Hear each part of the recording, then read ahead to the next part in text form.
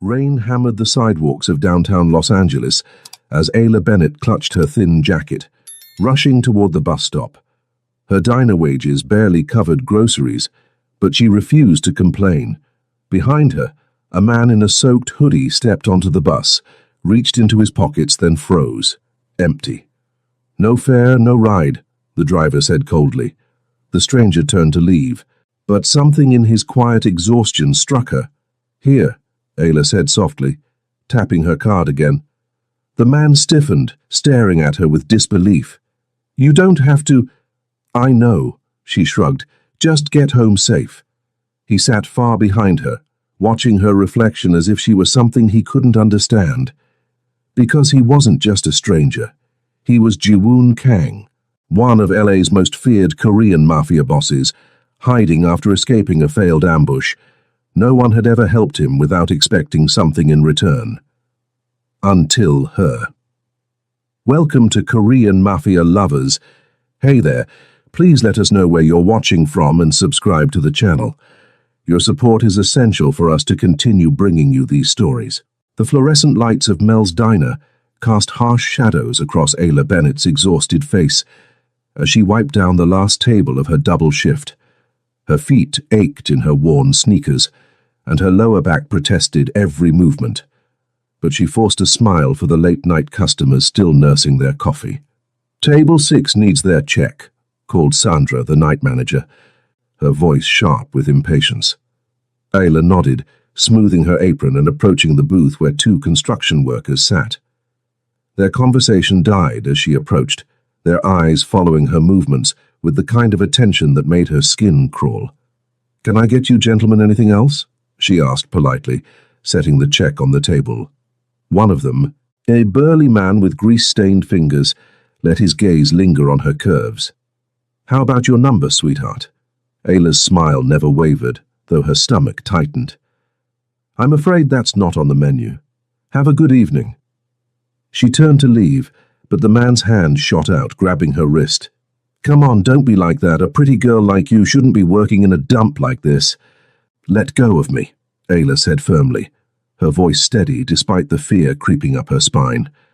The man's grip tightened. "I'm just being friendly. She asked you to let go." The voice was low, controlled, and carried an edge that made everyone in the diner turn. A man stood near the entrance, water dripping from his dark hair onto the checkered floor. His hoodie was soaked through, clinging to a muscular frame, and his jeans were torn at the knee. But it was his eyes that made the construction worker immediately release Ayla's wrist, dark, intense, and completely unforgiving. "We don't want any trouble," the second construction worker mumbled, already reaching for his wallet. The stranger said nothing, just stood there with the stillness of a predator waiting to strike. The 2 men threw money on the table and hurried out, not looking back. Ayla rubbed her wrist, studying the man who had intervened. There was something about him that didn't fit, the way he carried himself despite his disheveled appearance, the expensive watch barely visible beneath his wet sleeve, the controlled violence that seemed to radiate from him even in stillness. "Thank you," she said softly. He nodded once, then turned toward the door. "Wait," Ayla called out. "You're soaked. Let me get you some coffee on the house." The stranger paused, his hand on the door handle. When he turned back, his expression was unreadable.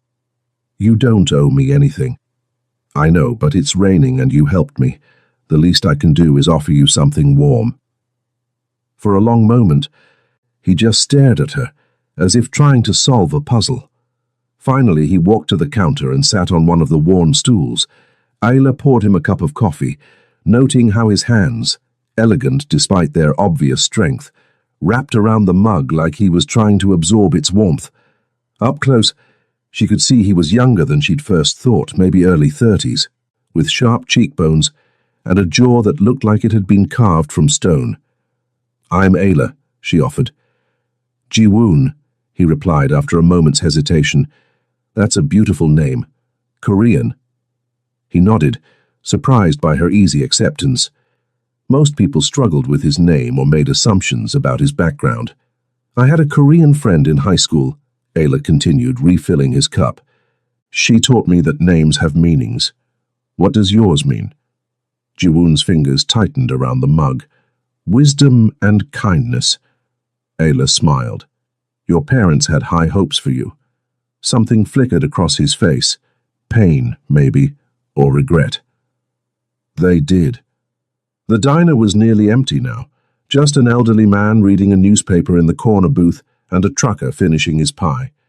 Ayla should have been cleaning, preparing to close, but something about this stranger made her want to linger. You're not from around here, she observed. What makes you say that? The way you carry yourself, like you're used to people moving out of your way. She tilted her head, studying him. But you're running from something. Jiwoon's eyes sharpened. What makes you think that? The way you keep watching the door. The fact that you're sitting in a dive diner at midnight soaking wet, with no umbrella or jacket. Ayla's voice was gentle, not accusatory. Whatever it is, I hope you find what you're looking for. Before he could respond, Sandra's voice cut through the moment. Ayla, we're closing in 10 minutes. Start the chairs. Jiwoon stood, pulling a 20 from his wallet and placing it on the counter. Keep the change. That's too much for the coffee and the conversation. He paused at the door. Be careful walking home. Not everyone who offers help has good intentions. And then he was gone, disappearing into the rain like he'd never been there at all. Ayla stared at the $20 bill, then at the door where he'd vanished. Something told her this wouldn't be the last time she saw Jiwoon, though she couldn't have imagined how dramatically their paths would intertwine. Outside, Jiwoon sat in his black sedan, watching through the diner's rain-streaked windows as Ayla finished her closing duties. His phone buzzed insistently. His men, no doubt, wondering where their boss had disappeared to after the ambush. But he couldn't bring himself to leave, not yet. There was something about the way she'd looked at him, not with fear or calculation, but with genuine warmth. When was the last time someone had offered him kindness without expecting something in return? His phone buzzed again. This time he answered. Boss, where are you? We've been looking everywhere. I'm fine, Min-seok. Handle the cleanup. I'll be back soon. But sir, the Cho family can wait. Jiwoon's voice was final. I said I'll be back soon. He ended the call and continued watching as Ayla gathered her purse and jacket, said goodbye to Sandra, and stepped out into the rain. She didn't have an umbrella, just pulled her thin jacket over her head and hurried toward the bus stop. Something twisted in Jiwoon's chest as he watched her small figure disappear into the storm. She was walking home alone, in the rain, after working a double shift at a job that barely paid enough to survive. And she'd still offered him coffee, still smiled at strangers who didn't deserve her kindness. He started his engine and drove slowly behind the bus, telling himself he was just making sure she got home safely. But deep down, he knew it was more than that. Ayla Bennett had done something no one had managed in 15 years of violence and betrayal. She'd made him remember what it felt like to be human. 3 days passed before Ayla saw Jiwoon again, but when she did, the circumstances were far different from their quiet diner conversation. She was walking home from her morning shift, exhausted from covering for a sick co-worker, when she heard shouting from the alley behind her apartment building. Against her better judgment, she crept closer to investigate. 2 men in expensive suits had cornered Mr. Kim, the elderly Korean man who ran the corner market. One held a baseball bat, while the other rifled through the old man's wallet. Please, Mr. Kim was saying in broken English. I already pay. Every month I pay. Prices went up, old man, the one with the bat sneered. Boss says you're behind. Ayla's heart pounded. She should call the police, but her phone was dead, and by the time they arrived, she looked around desperately for something, anything to help. That's when she saw him. Jiwoon emerged from the shadows like something out of a nightmare, moving with fluid grace despite his casual jeans and black t-shirt. The transformation from the vulnerable stranger in the diner was complete. This was a man who commanded fear and respect. Gentlemen, he said, his voice carrying easily across the alley, I believe you're in the wrong neighborhood. The two thugs spun around and Ayla watched their faces drain of color. "Mr. Kang," the one with the bat stammered. "We didn't know. We were just collecting for—" "For whom?" Jiwoon's voice was silk over steel. The Yamamoto family. They said this was their territory now." Jiwoon stepped closer, and even from her hiding spot, Ayla could feel the temperature in the alley drop. "Did they? How interesting.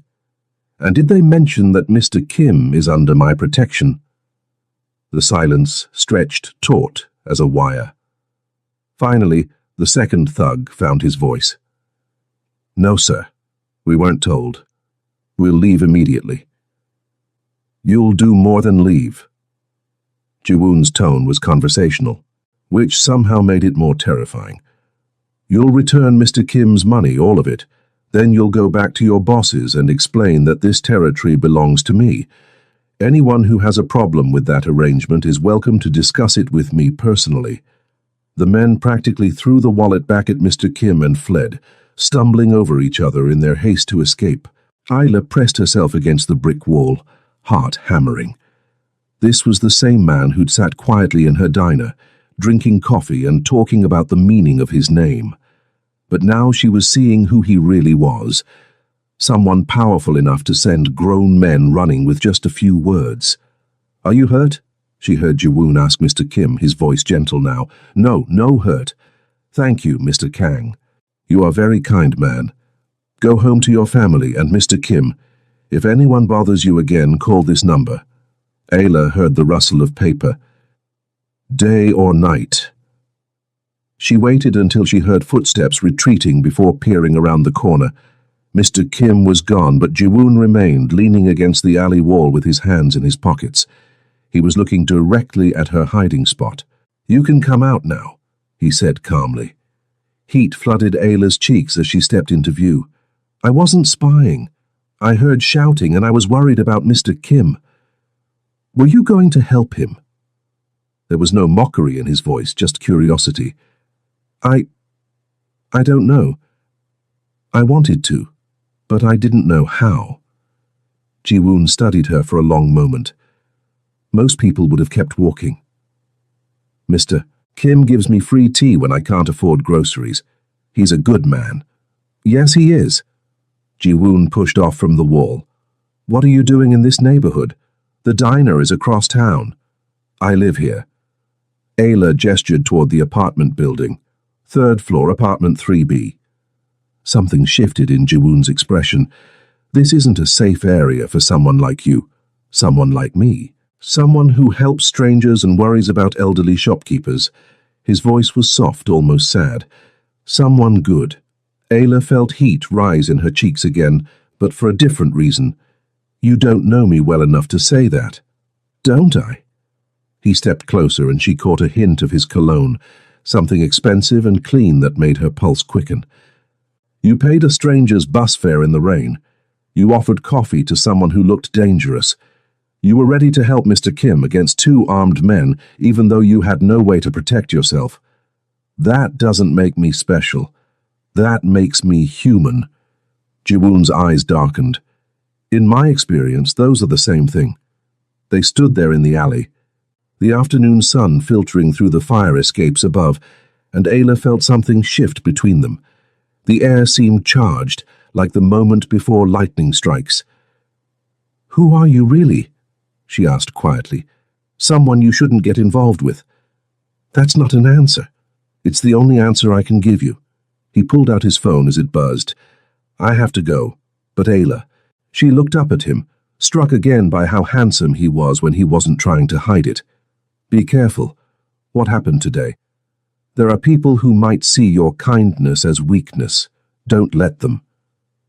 Before she could respond, a black sedan pulled up to the mouth of the alley. Jiwoon walked toward it, then paused and turned back. "The diner. Do you work there again tonight?" "Tomorrow night. 7 to close." He nodded once, then got into the car and disappeared, leaving Ayla standing alone in the alley with more questions than answers.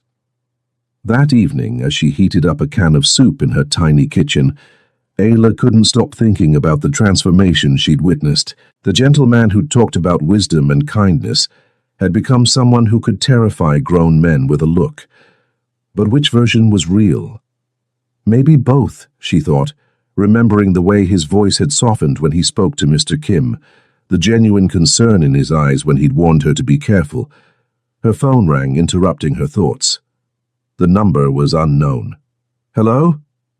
Ms. Bennett, this is Dr. Martinez from Cedars-Sinai. I'm calling about your medical bills. Ayla's stomach dropped. She'd been putting off the payments from her emergency room visit last month when she'd fainted at work from exhaustion and dehydration.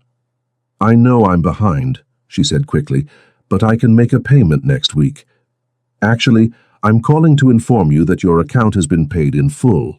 An anonymous benefactor covered the entire balance. Ayla nearly dropped the phone. That's impossible. The bill was over $3,000. I have the payment confirmation right here. Paid in full as of this afternoon. After the doctor hung up, Ayla sat in her tiny kitchen staring at her phone. $3,000. Who would pay that kind of money for a stranger? But even as she asked the question, she already knew the answer. Outside her building, Ji-woon sat in his sedan, watching her silhouetted figure in the third-floor window. Min Seok, his second-in-command, shifted uncomfortably in the driver's seat. Boss? With respect, this isn't like you. Getting involved with civilians, paying their debts. The men are starting to talk. Let them talk, Ji-woon said quietly, his eyes never leaving Ayla's window. But sir, she's just a waitress. What could she possibly offer someone in your position? Ji-woon was quiet for so long that Min Seok thought he wouldn't answer. Finally he spoke, his voice barely above a whisper. Hope. The next evening at the diner, Ayla couldn't concentrate. Every time the bell above the door chimed, her heart jumped, expecting to see Ji-woon's familiar silhouette. But as the hours crawled by, he didn't appear. She was refilling the coffee station when Sandra approached, her expression unusually serious. Ayla, honey, you've got a visitor. Says he's a friend of yours. Ayla looked up to see a well-dressed Asian man in his 40s standing near the entrance. He was shorter than Ji-woon, but carried himself with similar authority, his expensive suit immaculate despite the late hour. I don't know him, Ayla said quietly. Sandra frowned. He specifically asked for you by name, said it was important.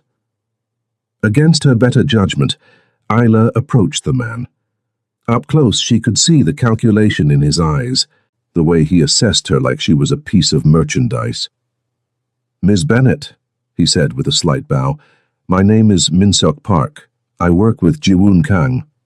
Ayla's pulse quickened. Is he okay? He's fine. But I need to speak with you about your association with him. I don't know what you mean. Min Seok's smile was cold. Please, may we sit? Reluctantly, Ayla led him to a corner booth, acutely aware that Sandra and the other customers were watching. She slid into the seat across from him, keeping her hands visible on the table. You seem like a nice girl, Min Seok began, his tone conversational. Good family, honest work, clean record, but you're playing in waters that are far deeper than you understand. I'm not playing at anything, aren't you? His eyes hardened. Ji-woon Kang is not the kind of man who befriends waitresses. He doesn't pay strangers medical bills out of kindness. When someone in his position shows interest in a civilian, it's because he wants something. Ayla felt heat flood her cheeks. You're wrong. Am I? Tell me, Miss Bennett, what do you really know about him? The question hung in the air like smoke. Ayla realized with growing unease that she knew almost nothing about Ji-woon beyond his name, and the fact that he could terrify grown men with a look. I thought so, Min Seok continued. Let me fill in some blanks. Ji-woon Kang runs one of the most powerful Korean crime families on the West Coast. He controls territory from San Francisco to San Diego, and his business interests include everything from legitimate real estate to less legal enterprises. Ayla's mouth went dry. You're lying. 3 years ago, he eliminated an entire rival family in a single night. Last year, he orchestrated the largest money laundering operation in California history. The FBI has been trying to build a case against him for over a decade. Stop. Ayla's voice was barely a whisper. He's killed people, Miss Bennett, with his own hands. The man you think showed you kindness has blood on his fingers that will never wash clean. Ayla stood abruptly, her chair scraping against the floor. I don't believe you. You don't have to believe me. But ask yourself this. Why would a man like that pay attention to someone like you unless he needed something? What could you possibly have that Jiwoon Kang wants? Before Ayla could respond, the diner's bell chimed again. This time, it was Jiwoon who walked through the door, and the change in atmosphere was immediate. Conversations died, customers suddenly found their food very interesting, and even Sandra retreated behind the counter. Jiwoon's eyes found Min-seok first, and his expression went deadly cold. I told you to wait in the car. Min-seok stood, bowing slightly. I thought it was important that Miss Bennett understand the situation. The situation is that you disobeyed a direct order. Jiwoon's voice was quiet, but it carried the weight of absolute authority. Leave, now. Min-seok hesitated for a moment, then nodded and headed for the door. As he passed Ayla, he leaned close enough to whisper, Ask him about the Nakamura family. Ask him what happened to their daughter. Then he was gone, leaving Ayla alone with Jiwoon and the weight of everything she'd just learned. Jiwoon approached slowly, his hands visible, like he was approaching a wounded animal. What did he tell you? Is it true? Ayla's voice was steady, but her hands were shaking. Are you really a criminal? A killer? A monster? Jiwoon's smile was bitter. Yes, to all of the above. The simple honesty of his answer hit her like a physical blow. She'd been hoping for denials, explanations, anything but this calm confirmation of her worst fears. Why didn't you tell me? Would you have let me buy you coffee if you'd known? I don't know. That's why I didn't tell you. He slid into the booth across from where she'd been sitting, and after a moment's hesitation, she joined him. I wanted to be just Jiwoon for a while, not the boss, not the killer, just a man drinking coffee with a beautiful woman who was kind to him. The medical bills. That was you. Yes. Why? Jiwoon was quiet for a long moment, staring at his hands. Because you helped me when you had no reason to. Because you offered me kindness when I didn't deserve it. Because in my world, people like you don't exist. People like me? Good people. People who help strangers and worry about elderly shopkeepers and work double shifts without complaining. He looked up, and she was startled by the vulnerability in his eyes. People who make me remember that I used to be human. Ayla felt tears prick her eyes. What happened to you? Life, choices, circumstances. He shrugged. Does it matter? This is who I am now. But it doesn't have to be who you stay. Jiwoon's laugh was harsh. You think I can just walk away? That I can decide to be someone else? I think people can change if they want to badly enough. And what if I don't want to? What if I like the power, the fear, the control? Ayla studied his face, seeing past the hard mask to the pain underneath. Then you wouldn't have paid my medical bills. You wouldn't have protected Mr. Kim. You wouldn't be sitting here trying to convince me that you're a monster, when everything you've done for me says otherwise. For a moment, neither of them spoke. The diner hummed with quiet conversation and the clink of dishes, but their corner booth felt like an island separate from the rest of the world. You should stay away from me, Jiwoon said finally. Probably. I'm dangerous. Being around me puts you at risk. I know. Then why are you still sitting here? Ayla reached across the table and placed her hand over his. His skin was warm, his fingers long and elegant, despite the calluses she could feel. Because I don't think you're the monster you pretend to be, and I think you need someone to believe that about you. Jiwoon stared down at their joined hands. like he'd never seen anything so miraculous. When he looked up, his eyes were bright with unshed tears. "You're going to get hurt." "Maybe, but that's my choice to make." He turned his hand over, threading their fingers together. "I can't promise you a normal life. I never asked for normal. I can't promise you safety. I never asked for that either." "Then what do you want?" Ayla smiled, and for the first time since Minseok's revelations, she felt certain of her answer. "I want to know who you really are. Not the boss, not the killer, just Ji-woon." He brought her hand to his lips, pressing a soft kiss to her knuckles. That might be the most dangerous thing of all. Outside the diner, in a car parked across the street, Detective Raul Velasquez lowered his camera and reached for his radio. He'd been tracking Ji-woon Kang for months, waiting for the crime boss to make a mistake. It looked like he finally had. 2 weeks later, Ayla's life had transformed in ways she never could have imagined. Ji-woon had kept his promise to show her who he really was, taking her to art galleries and quiet restaurants, walking with her through Griffith Park, as he told her stories about his childhood in Seoul and his family's immigration to Los Angeles when he was 12. She learned that he spoke 4 languages fluently, that he had a degree in international business from USC, and that he'd originally planned to be a legitimate entrepreneur before circumstances pulled him into his father's world. She discovered his love for classical music and old movies, his surprising knowledge of literature, and the way his entire face changed when he smiled genuinely. But she also saw glimpses of the other Ji-woon, the one who could silence a room with a look, who carried himself like violence was always an option, who received phone calls that made his expression go cold and distant. Tonight was one of those nights. They were having dinner at a small Korean restaurant in Koreatown when his phone buzzed.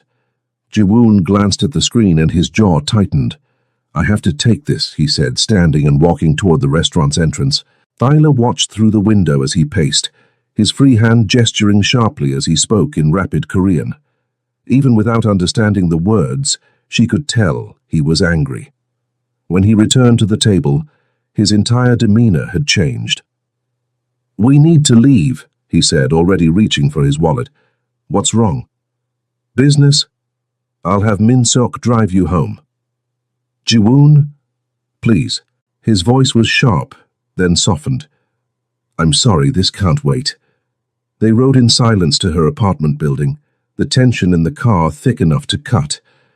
When they pulled up to the curb, Ji-woon walked her to the door despite her protests that it wasn't necessary. "Will I see you tomorrow?" she asked. He cupped her face in his hands, his thumb tracing her cheekbone. "I hope so." The uncertainty in his voice made her stomach clench. "What's happening?" "Nothing you need to worry about." He leaned down and kissed her forehead. "Go inside. Lock your door." Ayla watched from her window as the black sedan disappeared into the night, a cold dread settling in her chest. She didn't see Ji-woon for 3 days. On the 4th day, Detective Velasquez showed up at the diner. He was a tall, lean man with graying hair and tired eyes, the kind of cop who'd seen too much and believed in too little. He ordered coffee and pie, made small talk with Sandra, and waited until Ayla's shift was nearly over before approaching her. "Ms. Bennett, I'm Detective Velasquez, LAPD. I was hoping we could talk." Ayla's blood turned to ice. "About what?" "About your relationship with Ji-woon Kang." She glanced around the diner, noting that most of the other customers had left. Sandra was in the back office, counting the till. They were essentially alone. "I don't know what you mean." Velasquez smiled, but it didn't reach his eyes. "Ms. Bennett, I've been watching Mr. Kang for a very long time. I know he's been spending time with you. I know he paid your medical bills. I know he's been protecting you. I don't have to talk to you without a lawyer. No, you don't. But I think you'll want to hear what I have to say." He pulled out a manila folder and set it on the counter. "Do you know what happened to the Nakamura family 3 years ago?" Despite herself, Ayla remembered Minseok's parting words. "Ask him about the Nakamura family. Ask him what happened to their daughter. No, she said quietly. Velasquez opened the folder, revealing crime scene photos that made Ayla's stomach lurch. Hiroshi Nakamura was trying to move into Kang's territory, so Kang decided to send a message. He killed Hiroshi, his wife, and his 2 sons, but the daughter. He pulled out another photo. Yuki Nakamura was 23, a nursing student.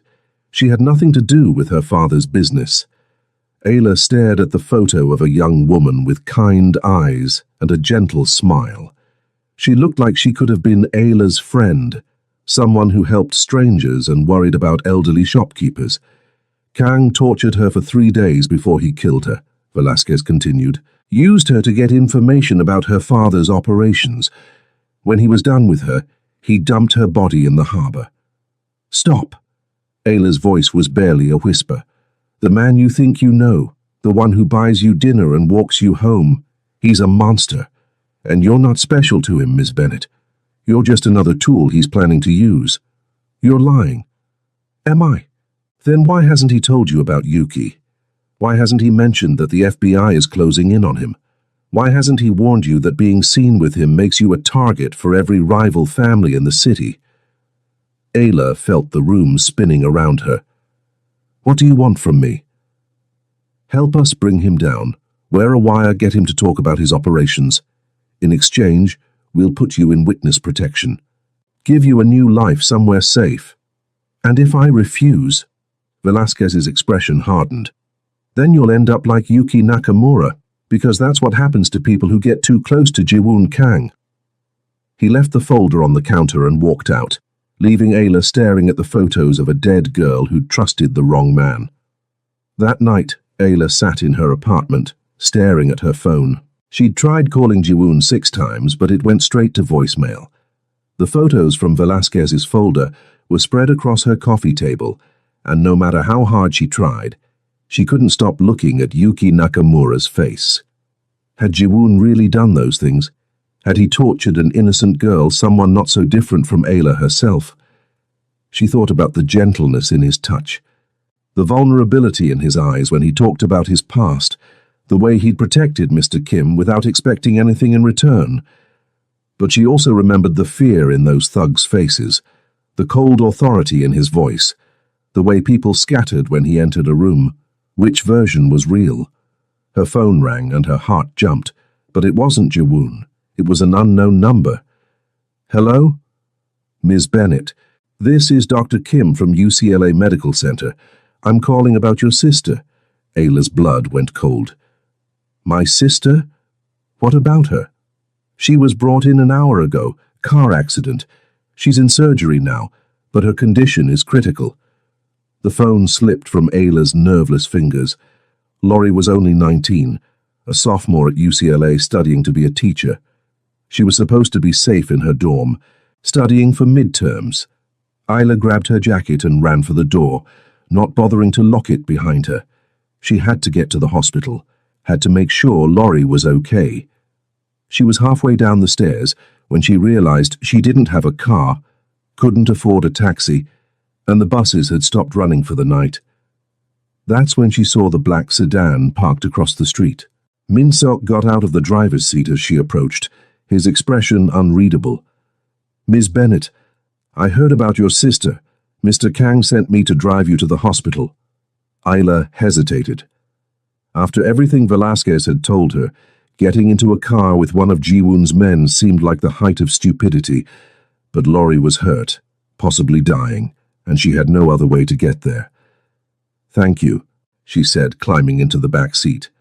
As they drove through the empty streets, Ayla stared out the window and tried not to think about crime scene photos or dead girls or the man she'd fallen in love with who might be a monster. All she could think about was Laurie, lying on an operating table fighting for her life, and the terrible certainty that somehow this was all connected to Jiwoon Kang. The hospital waiting room smelled like disinfectant and despair. Ayla sat in an uncomfortable plastic chair, still wearing her diner uniform, watching the clock on the wall tick past midnight. Laurie had been in surgery for 3 hours, and no one could tell her anything beyond critical condition, and we're doing everything we can. Min Seok had disappeared after dropping her off. But she wasn't alone. Other families clustered in small groups, whispering prayers and holding each other, the universal language of fear and hope. She was dozing fitfully when a familiar voice spoke her name. Ayla. She looked up to find Ji-woon standing beside her chair, still wearing a black suit, but with his tie loosened and his hair disheveled. His face was pale, his eyes red-rimmed with exhaustion. "What are you doing here?" she asked, her voice hoarse. "Min Seok told me what happened. I came as soon as I could."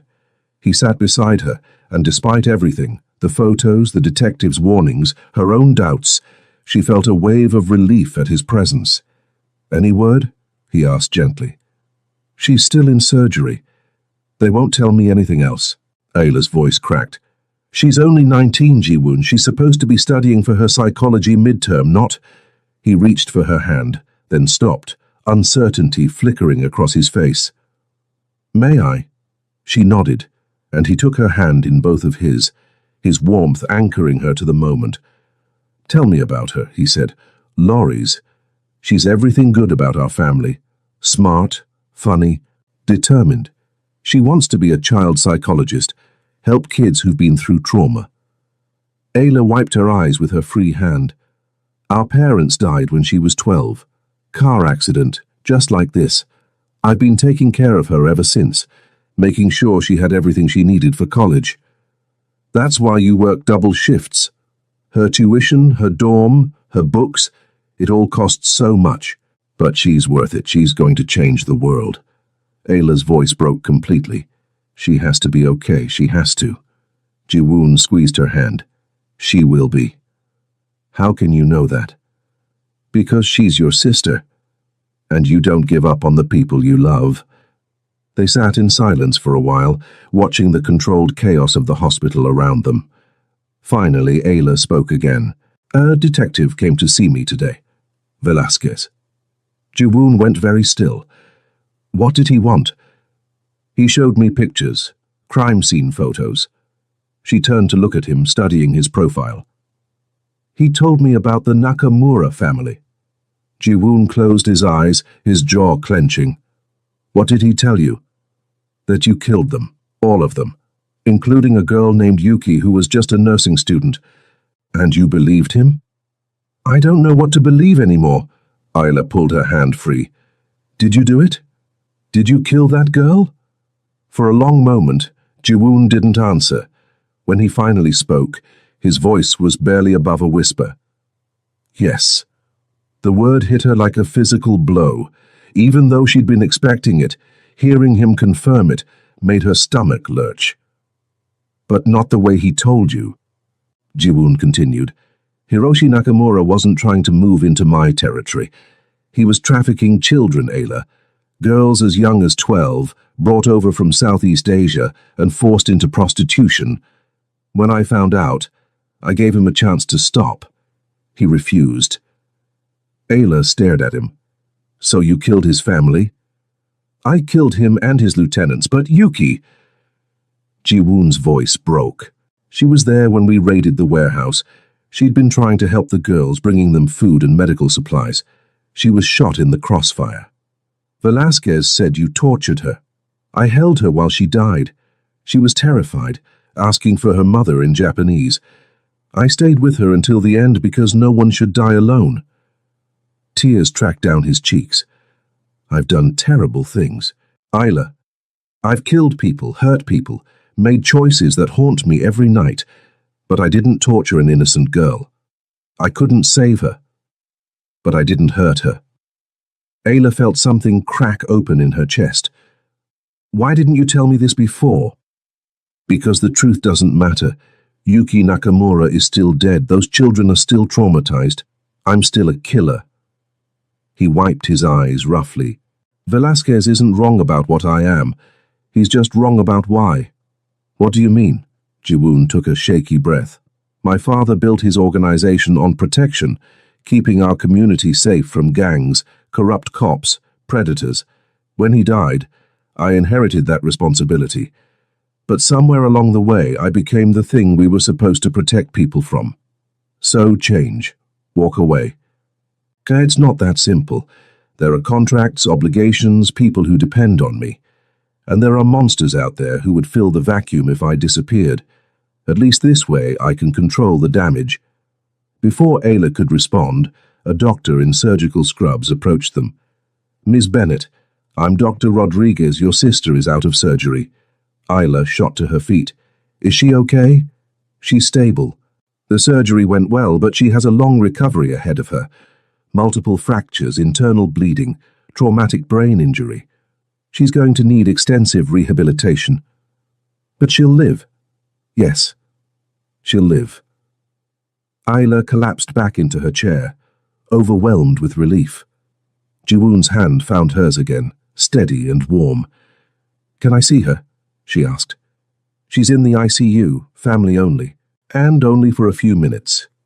As Dr. Rodriguez led her toward the elevator, Ayla turned back to Jiwoon. Will you wait for me? As long as you need. Laurie looked so small in the hospital bed, surrounded by machines and tubes. Her face was swollen and bruised, but she was breathing on her own. Ayla sat beside her and took her sister's hand. Hey, baby girl, she whispered. You scared me. But you're going to be okay. You're going to get better, and you're going to finish school, and you're going to help all those kids you're always talking about. Laurie's eyes fluttered open, unfocused but aware. Ayla, her voice was barely audible. I'm here, I'm right here. The car, it came out of nowhere. I tried to stop, but... Shh, don't worry about that now. Just rest. I love you, Laurie whispered. I love you too, so much. When Ayla returned to the waiting room, Jiwoon was on his phone, speaking in low, urgent Korean. He ended the call when he saw her. How is she? Awake, talking. She's going to be okay. Ayla sat beside him.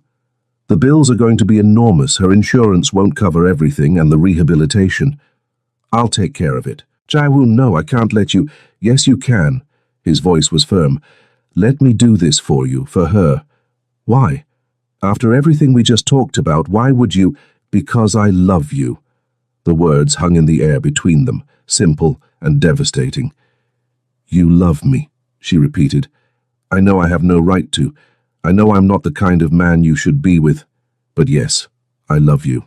I love your kindness, your strength, the way you see good in people even when they can't see it in themselves.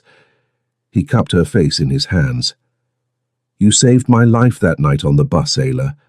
Not just from the rain, but from becoming completely lost. I love you too, she whispered. God help me, but I do. Then help me become the man you see when you look at me. Help me find a way out of this life. How? I don't know yet, but I know I can't keep living this way. Not if I want to deserve you. Ayla leaned into his touch, closing her eyes. It won't be easy. Nothing worth having ever is. There will be consequences, people who won't want to let you go. I know. You could die. I'm already dead, Ayla. Have been for years. You're the only thing that makes me feel alive. She opened her eyes and looked at him, really looked, past the expensive suit and the dangerous reputation, past the blood on his hands and the weight of his choices. She saw the boy who'd immigrated to a new country, the son who'd inherited an impossible legacy, the man who'd held a dying girl and stayed with her until the end. Okay, she said. Okay, let's find a way out. Together. Jiwoon pulled her into his arms, holding her tight against his chest. Around them, the hospital hummed with life and death and hope, and for the first time in years, he allowed himself to believe in the possibility of redemption. Outside in the parking garage, Detective Velasquez lowered his binoculars and reached for his radio. He'd been watching Jiwoon Kang for months, waiting for the crime boss to make a mistake. But as he watched the man hold the waitress like she was his salvation, Velasquez realized that maybe Kang hadn't made a mistake at all. Maybe he'd found something worth changing for. Years had passed since that night in the hospital waiting room, and the transformation had been neither quick nor easy. Jiwoon's exit from the criminal world had required careful negotiation, strategic alliances, and more than a few dangerous confrontations. But with Ayla's unwavering support and his own determination to become worthy of her love, he'd managed to build something new from the ashes of his old life. The legitimate security company he now ran employed many of his former associates, channeling their skills toward protecting the vulnerable rather than exploiting them. The community center they'd opened in Koreatown provided resources for immigrants and at-risk youth, funded by the fortune he'd accumulated during his darker years. Laurie had recovered completely from her accident, graduating summa cum laude with her psychology degree and now working as a child therapist at the center. She'd never fully trusted Ji-woon in the beginning, but time and his obvious devotion to her sister had won her over. "You know," she said one evening, as they watched Ayla teach a cooking class to a group of teenage girls, "I never thought I'd say this, but I'm glad she met you." Ji-woon looked down at the young woman who'd become like a sister to him. "Even knowing what I used to be? Especially knowing what you used to be, it makes what you've become that much more meaningful." On the small stage at the front of the room, Ayla was laughing at something one of the girls had said, her face bright with joy. She wore a simple sundress and had flower in her hair, and Ji-woon thought she'd never looked more beautiful. "You saved my life," he said quietly, the words he'd spoken to her that first night echoing in his memory. "No," Laurie corrected, following his gaze. "You saved each other." As if sensing his attention, Ayla looked over and smiled, the same warm, genuine smile that had first captured his heart on a rainy night when she'd paid a stranger's bus fare without expecting anything in return. He smiled back, thinking of the ring hidden in his jacket pocket, the question he'd been planning to ask for months, the future they were building together one day at a time. Some love stories began with grand gestures and dramatic declarations. Theirs had started with a simple act of kindness and grown into something that transformed them both. And as he watched her teach those girls that they were worthy of love and respect and hope, Ji-woon knew that sometimes the most powerful force in the world wasn't violence or fear or control. Sometimes it was just one person believing that another person could change. Thank you for staying until the end. Korean Mafia Lovers has many more incredible stories.